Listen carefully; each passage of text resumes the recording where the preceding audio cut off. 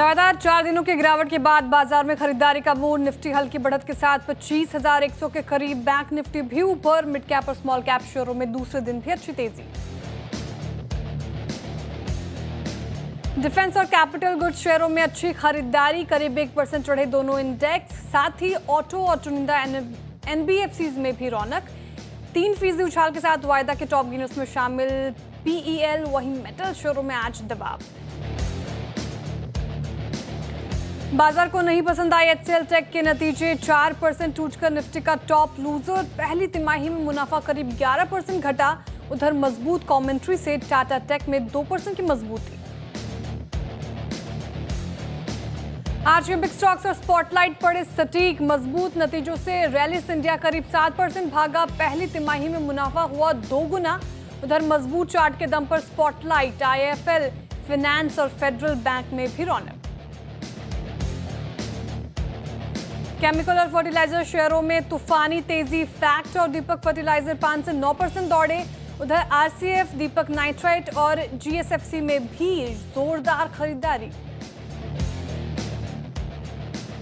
मुंबई के बीकेसी में खुला टेस्ला का पहला एक्सपीरियंस सेंटर। टेस्ट ड्राइव के साथ साथ कर पाएंगे कारों की बुकिंग भी। 3 मॉडल किए शोकेस। कीमत 60 से 68 लाख रुपए। सीएम देवेंद्र फडणवीस बोले टेस्ला के आने से भारत में होगी कंपटीशन।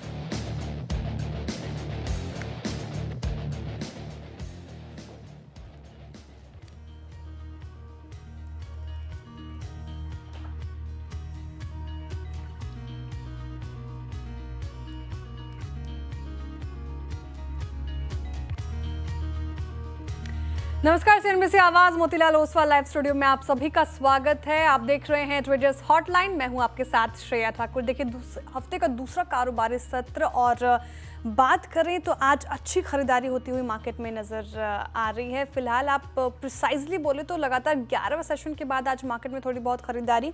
हालांकि निफ्टी अभी भी फ्लैट है, 25,129 के लेवल पर कारोबार करता हुआ नजर आएगा। लेकिन स्ट्रेंथ आज दिख रही है बैंक निफ्टी में। 255 अंकों की बढ़ोतरी और डे हाइज के आसपास ही कारोबार करता हुआ दिखेगा। 57,000 के लेवल पर अभी तक का इसका डे हाई 57,067 है। पीएसयू बैंक इनफैक्ट अगर आप देखें तो लगातार दूसरा सत्र जब पीएसयू बैंक से साथ मिलता हुआ नजर आ रहा है। और स्मॉल कैप और मिड कैप्स में तो लगातार दूसरे दिन आज बाइंग नजर आ रही है। सेक्टरल हीट मैप अगर देखें तो मेटल और आईटी पेन में है। एचसीएल टेक के नतीजे खराब, तो 4% वो रूटा, तो थोड़ा वहां पे डेंट पड़ता हुआ नजर आएगा। लेकिन ब्रेथ आपको ठीक ठाक नजर आएगी। 1870 ऐसे स्टॉक्स जहां पर खरीदारी और मात्र 794 ऐसे स्टॉक्स जहां पर दबाव देखने को मिल रहा है। तो अभी फिलहाल स्थिति ठीक लग रही है मार्केट की। लेकिन सवाल वही बरकरार कि अब करना क्या चाहिए, यहाँ से क्या रुख अपनाएं ट्रेडर्स और इन्वेस्टर्स, कौन से लेवल्स अब इंपॉर्टेंट, क्या वॉच करना होगा, सब पे करेंगे बातचीत। हमारे साथ मौजूद है मार्केट एक्सपर्ट आशीष पहेती जी। आशीष जी, स्वागत है आपका सीएनबीसी आवाज के ट्रेडर्स हॉटलाइन कार्यक्रम में। Very good morning. करीब 11वां सेशन के बाद आज थोड़ी बहुत खरीदारी हमें देखने को मिल रही है मार्केट में। निफ्टी को थोड़ा साइडलाइन भी करें तो बैंक निफ्टी में स्ट्रेंथ है। कौन से लेवल अब इंपॉर्टेंट, क्या करना चाहिए ट्रेडर्स को? गुड मॉर्निंग श्रेया जी। श्रेया जी, देखिए कल निफ्टी ने एक अहम लेवल को डिफेंड किया। 25,000 का जो जोन था और एक पुट राइटर्स का अच्छा जोन था और उन्होंने डिफेंड किया। हमें लग रहा है कि 25,100 के ऊपर जब निफ्टी निकल रहा है तो कॉल राइटर्स को भी वापस चैलेंज करता हुआ देखने मिल रहा है। लॉन्ग जाने की सलाह रहेगी। 25,000 का स्टॉप लॉस लगाना है यहाँ पर। हमें लग रहा है कि ऊपर में 25,450 तक का जोन निफ्टी में देखने मिल सकता है। वहीं अगर मैं बैंक निफ्टी की बात करूँ तो देखिए यहाँ पे मोमेंटम काफी स्ट्रांग बना हुआ है और जिस हिसाब से अब प्राइवेट बैंक्स में मोमेंटम बन रहा है वो काफी इंप्रेसिव है। ऑलरेडी पीएसयू बैंक्स में कल से मोमेंटम स्ट्रांग बन चुका था। तो यहाँ पे इन लेवल्स में भी खरीदारी की सलाह रहेगी या चेज करने की सलाह रहेगी बैंक निफ्टी को। जो स्टॉप लॉस इसमें मेंटेन करना है वो 56,800 के करीब का एक एसएल मेंटेन करे। ऊपर में हमें लगता है बैंक निफ्टी में 57,600 तक का जोन देखने मिल सकता है जी। ओके, बैंक निफ्टी आज रिलेटिवली ऑब्वियसली ज़्यादा स्ट्रॉन्ग नजर आ रहा है निफ्टी के कंपैरिजन में। यहाँ पर इसको चेज करने की राय आपको ध्यान रखना है। 56,000 800 का स्टॉप लॉस लगाना है बैंक निफ्टी में और 57,600 के स्तर को एक्सपेक्ट कर रहे हैं फिलहाल आशीष जी। तो ये कुछ लेवल्स जो आपको वॉच करना चाहिए आज के सत्र में। चलिए अब शो में आगे बढ़ते हैं। सबसे पहले वो नंबर आपके स्क्रीन पर फ्लैश करते हैं जिसके जरिए आप हमारे साथ कॉन्टैक्ट कर सकते हैं, अपने सवाल पूछ सकते हैं। नोट कीजिए व्हाट्सएप नंबर 7045220000। इस नंबर पर अपने सवाल पूछिए। साथ ही आप सोशल मीडिया प्लेटफॉर्म्स पर मुझे सीएनबीसी आवाज़ को टैग करके क्वेश्चन कर सकते हैं। नेक्स्ट सेगमेंट में हम आपकी क्वेरीज को एड्रेस करेंगे। चलिए अब आगे बढ़ते हैं और देखते हैं कि सबसे पहले कॉलर हमारे साथ कहाँ से जुड़ रहे हैं। शिव जुड़ रहे हैं हमारे साथ राजस्थान से। शिव जी नमस्कार। नमस्कार मैम। जी सवाल आपका। हेलो जी सुन पा रही हूँ शिव जी, आप सवाल पूछिए अपना। मैम मेरे पास IRCTC के 20 शेयर्स हैं 768 की रेट पे and I am holding since 2021। Okay, मेरा सवाल ये है कि क्या मैं इनको आगे होल्ड करके रखूं या एग्जिट कर दूं, बिकॉज 4-5 साल में उसमें कोई भी रिटर्न आया नहीं है इसमें। नहीं, बीच में जो रैली आई थी 2021 का ना, आपने 21 से होल्ड करके रखा है ना आपने? जी 2021 से होल्ड करके रखा हुआ है। तो ये जो 24 में रैली आई थी उसमें आपने कुछ पार्शियल प्रॉफिट बुकिंग नहीं की? BC आपने स्टॉक्स लिए थे? हेलो शिव जी कोई पार्शियल प्रॉफिट बुकिंग की थी कोई जब हम 2024 में जब रेलवे स्टॉक्स में अच्छी रैली हमें देखने को मिली थी तब आपने क्या पार्शियल प्रॉफिट बुकिंग की थी? इन्वेस्ट किया था, एटलीस्ट फॉर 5 इयर्स मैंने इन्वेस्ट किया था, लेकिन 5 साल करीब हो गए हैं और अभी तक ऐसा कोई इसमें आया नहीं है कुछ भी। ठीक है, हाँ बीच में तो चला था लेकिन उसके बाद से फिर थोड़ा डाउन साइड हमें देखने को मिला। 1045-46 तक गया था ये स्टॉक, 52 वीक हाई का बोल रही हूँ। और 2024 में तो शानदार रैली हमें देखने को मिली थी इस पर्टिकुलर काउंटर में। 5 साल स्पेसिफिकली बोलूँ तो 181 करीब इसने फीसदी का रिटर्न दिया है। अब आशीष जी 768 इनकी खरीद है, 771 पे है, तो फ्लैट ही है इनकी पोर्टफोलियो में। अब करना क्या चाहिए इनको? 5 साल के लिहाज से होल्ड कर रखा था। अच्छा अब एक ये बात बताइए, जब वहाँ पे उनको प्रॉफिट हो रहा होगा 2024 और टाइम के पे, तो क्या पार्शियल प्रॉफिट बुकिंग कर लेनी चाहिए थी? तो जी देखिए, एक थंबनेल बता देता हूँ कि अगर आप कोई स्टॉक F&O में आ जाता है तो वहाँ से उसकी वॉलेटिलिटी बहुत बढ़ जाती है और उसमें थोड़ा सा ट्रेडिंग पर्सपेक्टिव रखना पड़ेगा आपको, rather than pure buy and hold strategy वहाँ पे कम काम करती है, क्योंकि उसमें शॉर्टिंग अपॉर्चुनिटीज अवेलेबल हो जाती है मार्केट पार्टिसिपेंट्स के लिए। और इसीलिए हमने देखा है कि वो स्टॉक्स रुक के चलते हैं, मतलब उनमें काफ़ी गिरावट भी वापस देखने मिलती है और कंसोलिडेशन में बहुत ज़्यादा फंस जाते हैं, क्योंकि दोनों तरफ के मार्केट फोर्सेस में एम्प्लॉयड रहते हैं, मतलब लॉन्ग एंड शॉर्ट्स दो ओके, अच्छे कोई से। तकनीकी तो दिक्कत, अटक आईआरसीटीसी रही है क्लासिक आवाज। एग्जांपल हाँ है जी। जहाँ पे आप देखिए, आईआरसीटीसी एक क्लासिक एग्जांपल है उसका, कि जहाँ पे आप देखिए स्टॉक में नीचे में शायद 550 का भी जोन दिखाया और ऊपर में 1100 का भी जोन दिखाया। तो ऐसे स्टॉक्स में आपको थोड़ा सा ट्रेडिंग पर्सपेक्टिव रखना चाहिए, long term trading perspective, not intraday. और यहाँ पे हमें लग रहा है कि शॉर्ट टर्म जो टारगेट्स दिख रहे हैं उसके वो 860 से 870 तक जोन ये जाता हुआ देखने मिल सकता है। तो होल्ड करने की सलाह रहेगी इस पोजीशन को। जो इन्हें स्टॉप लॉस मेंटेन करना चाहिए वो 750 का एसएल मेंटेन करें। ओके, फिलहाल होल्ड कर सकते हैं आप अभी भी IRCTC को। इन लेवल पर स्टॉप लॉस आपको दे दिया गया है, वो जॉट डाउन करें आपको IRCTC। एक बार स्टॉप लॉस दोहराएंगे आशीष जी? जी 750 का एसएल रखना है और ऊपर में 870 तक का जोन इन्हें ठीक है, देखने मिल सकता 870 के टारगेट आप एक्सपेक्ट कर सकते हैं। 750 तक आप स्टॉप लॉस मेंटेन करना है आपको, फिलहाल होल्ड करने की राय। चलिए आगे बढ़ते हैं और नेक्स्ट कॉलर देखते हैं कि कहाँ से जुड़ रहे हैं हमारे साथ। सुनील चोपड़ा जी जुड़ रहे हैं हमारे साथ गाजियाबाद से। Sunil ji good morning. Good morning madam, good morning sir. मेरे पास 1500 शेयर हैं एटर्नल के और 274 की मेरी बाइंग है। और अभी मैं थोड़ा काफी टाइम से रखा हुआ है, 1 साल से हो गया। बीच में शेयर अपनी ये लिमिट पार ही नहीं कर रहा, 274 पर आ ही नहीं रहा है। तो एक तो मैं चाहता हूँ कि इसमें क्या करना चाहिए। अभी अगर जरूरत पड़ेगी तो थोड़ा होल्ड भी कर सकता हूँ।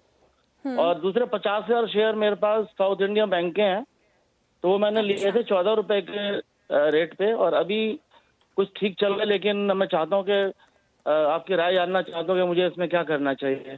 अभी जरूरत पड़े तो होल्ड कर सकता हूँ, तो आप मुझे एडवाइस कीजिए प्लीज। ठीक है, साउथ इंडिया बैंक और इटर्नल, 2 सवाल पूछे आपने। इटर्नल से शुरुआत कर लेते हैं। 274 की आपने खरीद बताई, 267 पर है फिलहाल, तो लॉस में चल रहे हैं। लेकिन इटर्नल 277 तक ही गया था, बिल्कुल ठीक कहा आपने। पेशेंस तो टेस्ट कर रहा है आपका ये फिलहाल, लेकिन एक महीने में 6% की रैली हमें देखने को मिली।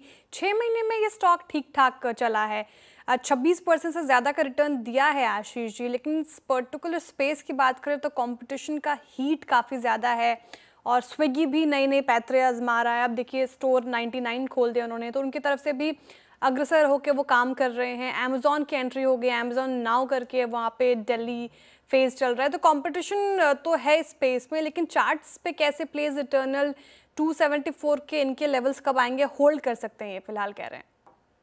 जी जी श्रेया जी, जैसे आपने भी बताया कि काफी कॉम्पिटिटिव मार्केट हो चुका है, और इस इतने कॉम्पिटिटिव मार्केट में इस तरीके के वैल्यूएशंस मार्केट में बहुत ज्यादा जस्टिफाइड नहीं रहते। 450 की पी पे स्टॉक चल रहा है, 2.5 लाख करोड़ की मार्केट कैप है। तो हमें लग रहा है कि यहाँ से बहुत बड़ा अपस्विंग इसमें देखना मुश्किल रहेगा, क्योंकि 2.5 लाख का स्टॉक, 2.5 लाख करोड़ का मार्केट कैप का स्टॉक इतने फास्ट मोमेंटम नहीं दे सकता है। तो ये काफी एक लार्ज कैप कैटेगरी का स्टॉक बन चुका है। तो हमारी सलाह रहेगी कि यहाँ पे ट्रेडिंग पर्सपेक्टिव से इसे होल्ड करें। प्योर पोर्टफोलियो स्टॉक नहीं है अभी ये। जो इन्हें स्टॉप लॉस मेंटेन करना चाहिए वो 200 255 का एसएल मेंटेन करे। ऊपर में मुझे लगता है शायद शॉर्ट टर्म में इसमें 285 तक का जोन देखने को मिल सकता है। 285 तक के जोन मिल सकते हैं, 255 के आपको स्टॉप लॉस मेंटेन करना है। कोर पोर्टफोलियो वाला स्टॉक नहीं है, ट्रेडिंग पर्सपेक्टिव से ही इसको अप्रोच कर रहे हैं आप।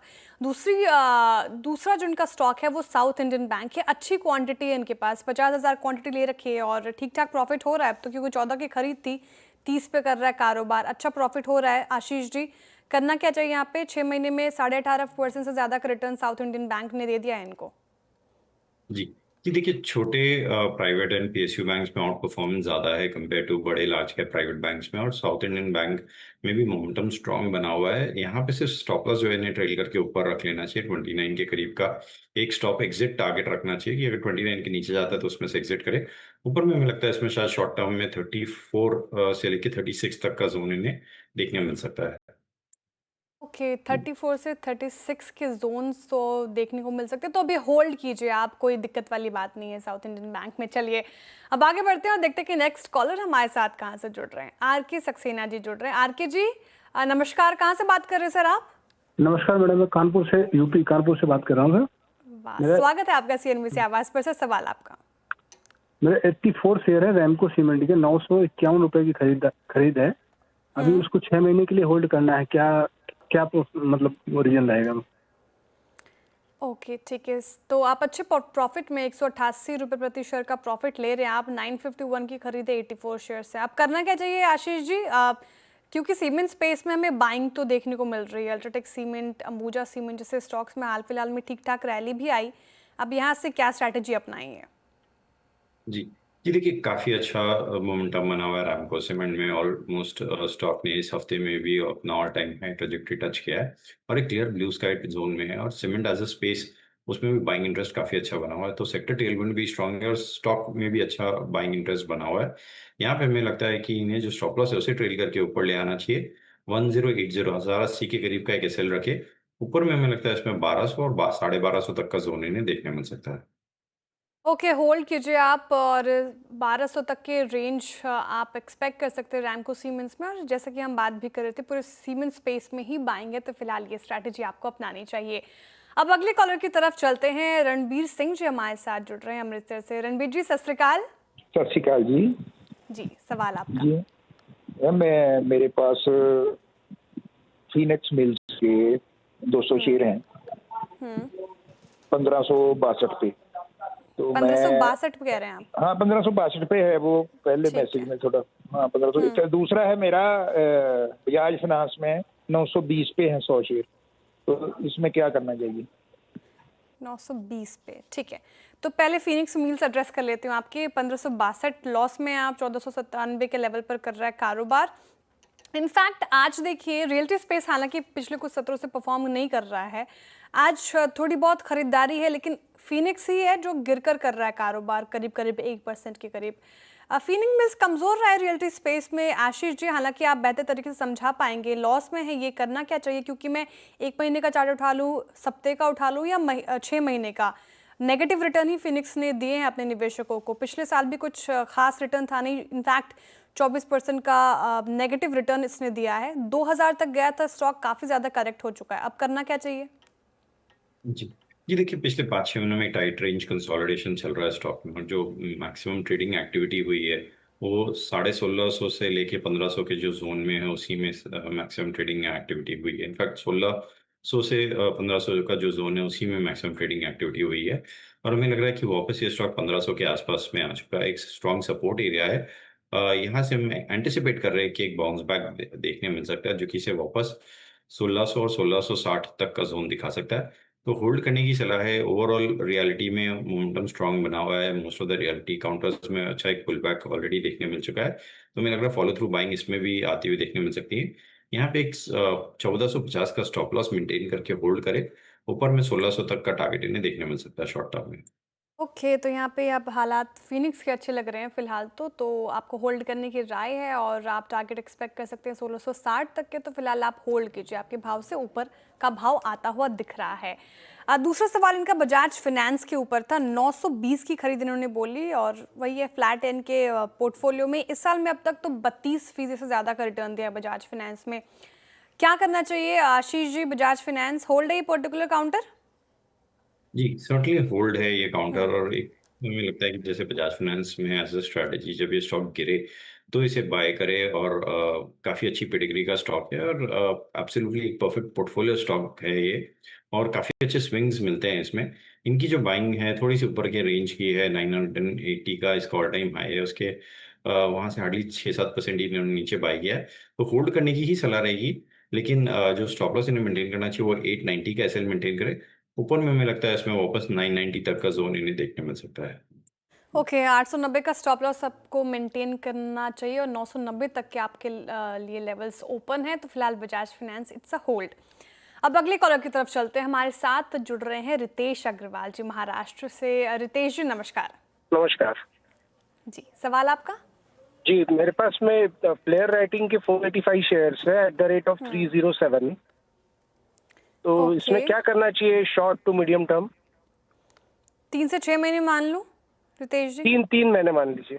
3 महीने मान लूं। 1 महीने में तो ठीक ठाक रैली दिखाई इसने, 23% से ज़्यादा भागा ये पर्टिकुलर काउंटर। पिछले 5 दिनों से भी अगर मैं देखूं तो गजब का रिटर्न दिया है इसने, 12% का। आज थोड़ा वीक है, मुनाफा वसूली का शिकार हो रहा है, लेकिन 1 महीने में और इनफैक्ट पिछले वीक अच्छा खासा रिटर्न इस पर्टिकुलर काउंटर से मिला है।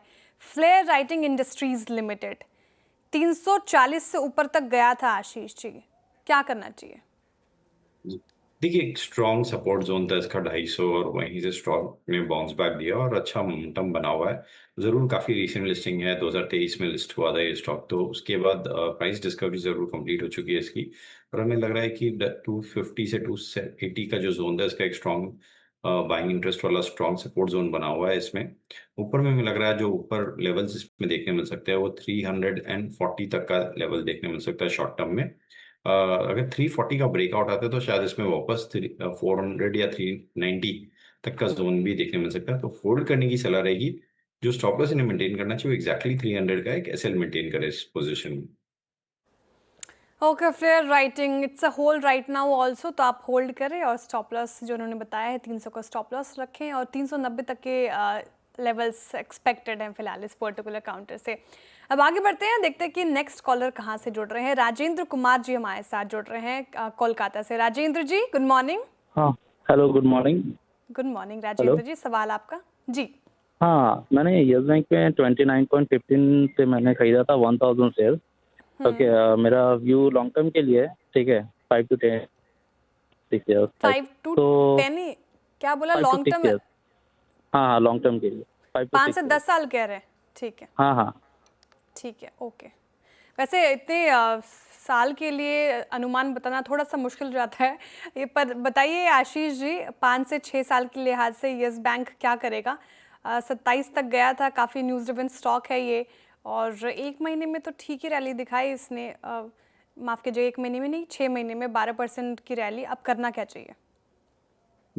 जी देखिए, काफ़ी न्यूज़ ड्रिवन स्टॉक रहा है, और मतलब इन्वेस्टर फ्रेंडली स्टॉक नहीं रहा है। पोर्टफोलियो में जिनके पास भी रहा है परेशान ही किया उनको। और हमारी सलाह है कि इसमें से एग्जिट कर ले, क्योंकि कोई भी पुल बैक आता है तो इसमें हम देख रहे हैं कि सेलिंग प्रेशर बरकरार है। ज़रूर कुछ टेक ओवर्स की न्यूज़ आई या एसबीआई की एग्जिट की न्यूज़ आई, लेकिन वो न्यूज़ पे भी हम देख रहे हैं कि ऊपर में सेलिंग प्रेशर इंटैक्ट बना हुआ है। तो कोई पुल बैक आए तो इसमें से एग्जिट करने की सलाह रहेगी। एग्जिट करने की सलाह यस बैंक से राजेंद्र जी आपको फिलहाल न्यूज़ ड्रिवन स्टॉक है, हमने लगातार डिस्कस भी किया है और इसीलिए ये particular counter sale on rise है। वक्त हो चुका है कुछ हमारे सोशल मीडिया क्वेरीज को भी एड्रेस करते हैं। बहुत सारे सवाल आज आईटी स्टॉक्स को लेकर हैं क्योंकि रिजल्ट्स आ रहे हैं और वही काउंटर्स फोकस में। एक बार टाटा टेक का चार्ट रखिए स्क्रीन पर। टाटा टेक ये पर्टिकुलर काउंटर अगर आप देखें तो रिजल्ट काफ़ी ख़राब, ब्रोकरेजेस काफ़ी नेगेटिव, लेकिन मैनेजमेंट की कमेंट्री स्ट्रांग थी। कह रहे थे Q2 से बेहतर स्थिति हो सकती है टाटा टेक की। हालांकि आई साइड से थोड़ा फिसला है ये, लेकिन फिर भी 1.5% की तेज़ी के साथ कारोबार करता हुआ नजर आएगा 725 के लेवल पर। आशीष जी, सवाल यहाँ से ये कि ये तेज़ी आज जिस तरीके से टाटा टेक में देखने को मिल रही है, कितनी टिकाऊ लग रही है आपको? चार्टिकली कैसे प्लेस रही है? क्या करना चाहिए? जिनके पोर्टफोलियो में होल्ड करने की सलाह है या फिर अगर प्रॉफिट में है तो एग्जिट कर जाए, अगर देखा जाए जिस तरीके से रिजल्ट्स आ रहे हैं तो? जी शेर जी, देखिए डाइवर्जेंस देखने को मिल रहा है मिड कैप और लार्ज कैप आईटी में। लार्ज कैप आईटी में सेलिंग प्रेशर है और मिड कैप आईटी में कई भी गिरावट में एक बाइंग इंटरेस्ट देखने मिल रहा है। और टाटा टेक हमें लग रहा है कि एक अच्छा प्राइस पॉइंट पे अवेलेबल है स्टॉक, मिड कैप आईटी का स्टॉक है। और जिस हिसाब से इसमें खराब नंबर्स पे भी पॉजिटिव रिएक्शन देखने मिला, वो काफ़ी अच्छा लग रहा है चार्टिकली भी। तो 705 का स्टॉप लॉस लगाकर बने रहे जिनके पास भी लॉन्ग है। ऊपर में हमें लगता है टाटा टेक में 775 775 तक का जोन देखने मिल सकता है। ओके, बने रहने की सलाह है टाटा टेक में। 775 के लेवल्स आप एक्सपेक्ट कर सकते हैं। 705 का स्टॉप लॉस लगाना है तो फिलहाल ये स्ट्रैटेजी। मैनेजमेंट की कमेंट्री काफ़ी स्ट्रांग थी। उन्होंने कहा था कि जून के महीने में भी ठीक ठाक परफॉर्मेंस रही है, तो आगे चल के भी उम्मीद ज़्यादा है। उसने कहीं ना कहीं सेंटिमेंट थोड़ा सुधारा इन्वेस्टर्स का और आज खरीदारी हमें देखने को मिल रही है। कुछ स्टॉक्स और डिस्कस कर लेते हैं जहां पर आज बाइंग है। ब्लू स्टार रखिए स्क्रीन पर, 2.5% की तेज़ी के साथ कारोबार करता हुआ नजर आएगा। एम्बर लगातार इस पर्टिकुलर स्पेस में हमें वाइट गुड स्पेस में तेज़ी देखने को मिल रही है, लगभग 2% की तेज़ी के साथ एम्बर एंटरप्राइजेस। इन सारे स्टॉक्स में अच्छी खासी तेज़ी है। अब ब्लू स्टार चार्ट्स पे कैसे प्लेस्ड आशीष जी? 2.5% की तेज़ी आज के सत्र में कारोबार करता हुआ दिखेगा, लेकिन पिछले कुछ सत्रों से ये फोकस में तो है। अब यहाँ से क्या लेने लायक लग रहा है ये स्टॉक या फिर थोड़ा वेट किया जाए? जी देखिए, काफ़ी अच्छा मोमेंटम बना हुआ है और इस पूरे स्पेस में इनफैक्ट पीजी इलेक्ट्रोप्लास्ट हमारे बाइंग रडार बाइंग रिकमेंडेशन में भी रहा है आज। और amber, PG electro, blue star सब में ही बाइंग इंटरेस्ट काफ़ी अच्छा बना हुआ है। ब्लू स्टार की अगर मैं बात करूँ तो स्टॉक अपने 200 डेमा को अप्रोच कर रहा है और अगर उसका ब्रेकआउट आता है तो मुझे लगता है कि स्टॉक वेल प्लेस्ड है 1990 तक का जोन दिखाने के लिए। तो जिनके पास भी लॉन्ग है बने रहे, या कोई डिप आए तो उसमें खरीदारी की जा सकती है। जो स्टॉप लॉस इसमें मेंटेन करना है वो 1840 1840 का एसएल मेंटेन करें।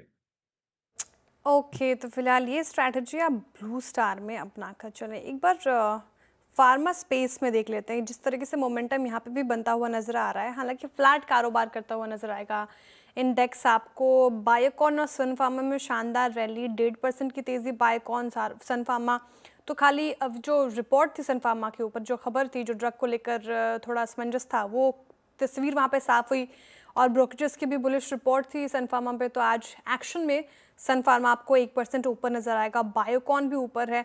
लेकिन कुछ पर्टिकुलर काउंटर्स जैसे कि रखिए सिप्ला पे सवाल है। रोहित जी पूछ रहे हैं 0.25% की गिरावट यहाँ पे सिप्ला पे देखने को मिल रही है। आशीष जी, करना क्या चाहिए सिप्ला में? जिस तरीके से फार्मा स्पेस में पिछले कुछ दिनों से बाइंग है, क्या यहाँ पे इस गिरावट में खरीदा जाए सिप्ला को?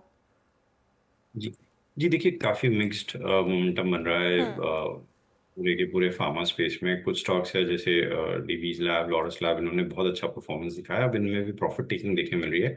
अगर मैं सिप्ला की बात करूं तो देखिए, यहाँ पे सेलिंग प्रेशर है। पिछले हफ्ते भी स्टॉक 2-2.5% स्लिप हो गया था ऊपर के लेवल्स, और इस हफ्ते भी थोड़ा सा प्रेशर में देखने मिल रहा है। जो स्ट्रॉन्ग सपोर्ट जोन है सिप्ला में वो 1440 का जोन है। अगर वहां के पे स्लिप होकर कहीं मिलता है तो जरूर खरीदारी की सलाह रहेगी। अभी थोड़ा सा वेट एंड वॉच है। तो 1440 के आसपास में से एक्यूमुलेट किया जा सकता है लॉन्ग टर्म पर्सपेक्टिव से, लेकिन 1420 का स्टॉप लॉस जरूर मेंटेन करना है। ओके, 1420 का स्टॉप लॉस आप मेंटेन करें और सिप्ला में अभी फिलहाल ये स्ट्रैटेजी अपनाएं। वैसे टाटा टेक हम डिस्कस कर रहे थे आशीष जी, बायोन डिप्स की रणनीति सिप्ला में ध्यान रखिएगा। HCL टेक पर भौमिका जी पूछ रही हैं और माफ़ कीजिएगा, भौमिक कुमार पटेल जी का सवाल है, नाम पढ़ने में दिक्कत हो गई मुझे। अच्छा, सवाल इनका और लाजमी भी है सवाल, HCL टेक्नोलॉजीज़ पे पूछ रहे हैं और जिस तरीके से हम बात भी कर रहे थे, मैक्सिमम ब्रोकरेजेस का जो रुझान था वो पॉजिटिव साइड पर था। इसको लेकर ये उन्होंने भी यही बात कही कि नोमुरा CLSA ने तो अच्छे खासे टारगेट बढ़ाए हैं, लेकिन आज जिस तरीके से गिरा है, करना क्या चाहिए इनको। तो 1800 से ऊपर के टारगेट प्राइस आए हैं, CLSA ने आउट परफॉर्म, जेफरीज ने अपग्रेड कर दिया, नोमुरा ने भी अच्छी खासी परफॉर्मेंस एक्सपेक्टेड है नोमुरा की तरफ से, लेकिन करना क्या चाहिए? आज तो काफ़ी गिर गया ये स्टॉक। जी देखिए, फ्रेश बाइंग की तो सलाह नहीं रहेगी इवन आफ्टर ये करेक्शन के बाद भी, और हम थोड़ा सा लार्ज कैप आईटी को अवॉइड कर रहे हैं बाइंग के हिसाब से। जिनके पास लॉन्ग है वो ज़रूर आज का डे का स्टॉप लॉस 1550 के करीब एक एसएल रखकर होल्ड कर सकते हैं पोजीशन को। एक अच्छी कंपनी है और लार्ज कैप आईटी में एक आउट परफॉर्मर रहा है ये, बट हमें लगता है कि अगर फ्रेश बाइंग करना है तो शायद मिड कैप आईटी ज़्यादा वेल प्लेस्ड है मोमेंटम वाइज भी, तो वहां पे खरीदारी की जा सकती है। ऊपर में हमें लगता है अभी तो 1550 का ही स्टॉप लॉस लगाना है, ऊपर के इसके टारगेट्स अभी देने थोड़ा सा मुश्किल है। और जिनके पास है वो तो होल्ड ही करिए ना अभी HCL टेक। जी 1550 का स्टॉप लॉस रखे फिर ठीक है, क्लोजिंग पे। ओके, तो 1550 का स्टॉप लॉस लगाकर जिनके पास है वो होल्ड कर सकते हैं। फ्रेश बाइंग की सलाह फिलहाल अभी नहीं है, तो ये स्ट्रैटेजी आप HCL टेक पर अपनाएं। और वक्त हो चुका है शो को वाइंड अप करने का। बहुत शुक्रिया आशीष जी, आज हमारे साथ जुड़ने के लिए, तमाम सवालों का जवाब देने के लिए बहुत शुक्रिया आपके वक्त के लिए। चलिए फिलहाल इस शो से इतना ही, अब थोड़ी सी देर में फिर से मुलाकात होगी खिलाड़ी नंबर 1 में। आप बने रहिए CNBC आवाज़ के साथ।